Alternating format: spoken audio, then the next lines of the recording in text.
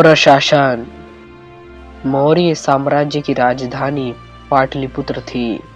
इसके साथ ही साम्राज्य में प्रशासन के लिए साम्राज्य को 4 प्रांतों में बांटा गया था, जिसमें से पूर्वी भाग की राजधानी वैशाली थी, पश्चिम भाग की राजधानी स्वर्णगिरी थी।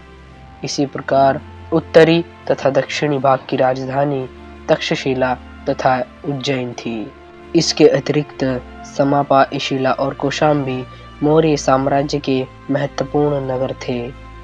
राज्य में प्रशासन को चलाने के लिए प्रांतपालों को नियुक्त किया गया था।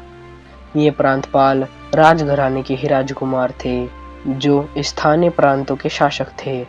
राजकुमारों की मदद के लिए प्रत्येक प्रांत में एक मंत्री परिषद तथा एक महामात्य होते थे। प्रत्येक प्रांत 8 जिलों में बटा होता था तथा प्रत्येक जिला प्रशासन का प्रधान होता था। रज्जाक जमीन को मापने का काम करता था। प्रशासन की सबसे छोटी इकाई गांव थी, जिसका प्रधान ग्राम्य कहलाता था। कौटिल्य ने अपनी रचना अर्थशास्त्र में नगरों की प्रशासनिक व्यवस्था के बारे में एक पूरा अध्याय लिखा है। विद्वानों का कहना है कि उस समय पाटलिपुत्र अथवा अन्य नगरों का प्रशासन इस सिद्धांत के अनुरूप ही रहा होगा।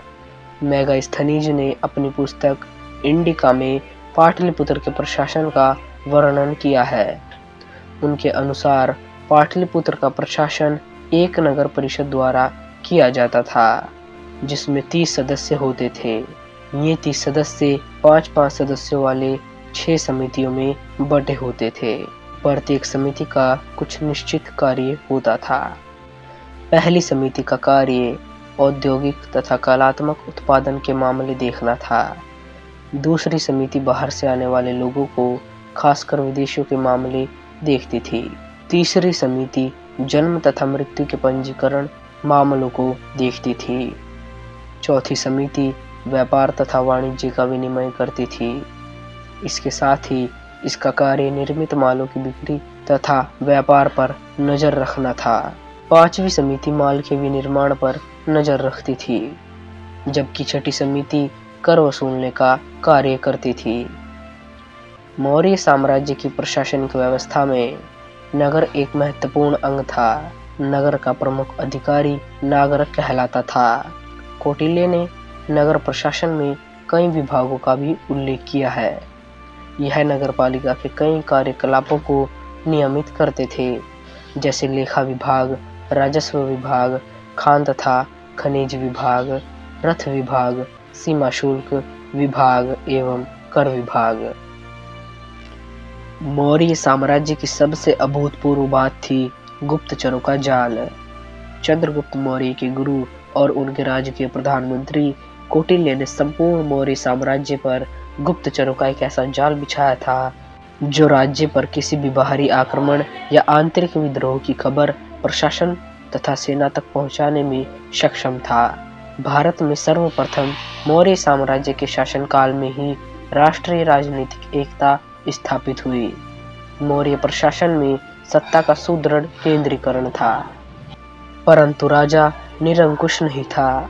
कौटिल्य ने राज्य सप्तांक सिद्धांत निर्दिष्ट किया था, जिसके आधार पर मौर्य प्रशासन की गृह तथा विदेश नीति संचालित होती थी।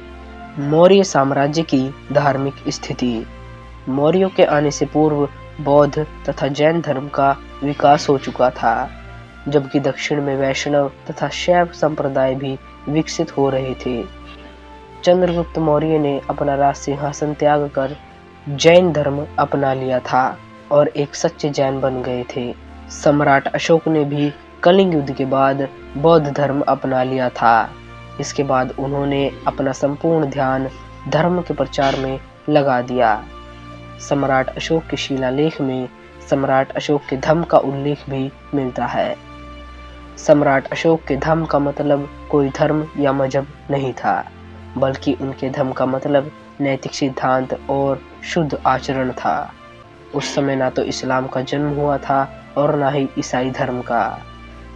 सम्राट अशोक ने धम्महमात नाम के पद वाले अधिकारियों की नियुक्ति भी की थी, जिनका काम आम जनता में धम्म का प्रचार करना था। मौर्य साम्राज्य की सैन्य व्यवस्था। मौर्य साम्राज्य में सैन्य व्यवस्था 6 समितियों में बटे हुए विभाग द्वारा निर्देशित की जाती थी। प्रत्येक समिति में 5 सैन्य विशेषज्ञ होते थे, जिसमें से पैदल सेना, अश्व सेना, गज सेना, रथ सेना तथा नौसेना की व्यवस्था थी। सैनिक प्रबंधन का सर्वोच्च अधिकारी अंतपाल कहलाता था। यह सीमांत क्षेत्रों का भी व्यवस्थापक होता था। चंद्रगुप्त मौर्य की सेना में 6 लाख पैदल सैनिक, 50,000 अश्व सैनिक, 9,000 हाथी तथा 800 रथों से सुसज्जित अजय सैनिक शामिल थे। मौर्य साम्राज्य के पतन के कारण। मौर्य साम्राज्य के पतन के कुछ महत्वपूर्ण कारण थे, जिनमें सबसे बड़ा कारण सम्राट अशोक द्वारा अहिंसा की नीति का पालन था। इसके अतिरिक्त मौर्य साम्राज्य के पतन के और भी कई कारण थे। कुछ महत्वपूर्ण कारण: अयोग्य एवं निर्बल उत्तराधिकारी, प्रशासन का अत्यधिक केंद्रीकरण, राष्ट्रीय चेतना का अभाव, आर्थिक एवं सांस्कृतिक असमानताएं, प्रांतीय शासकों का अत्याचार, करों की अधिकता, पशुओं की दमनीति और अमात्यों के अत्याचार। दोस्तों, अगर आपको वीडियो पसंद आया है तो हमारी वीडियो को लाइक करके हमारे YouTube चैनल को सब्सक्राइब जरूर कीजिएगा। मिलते हैं अगली वीडियो में।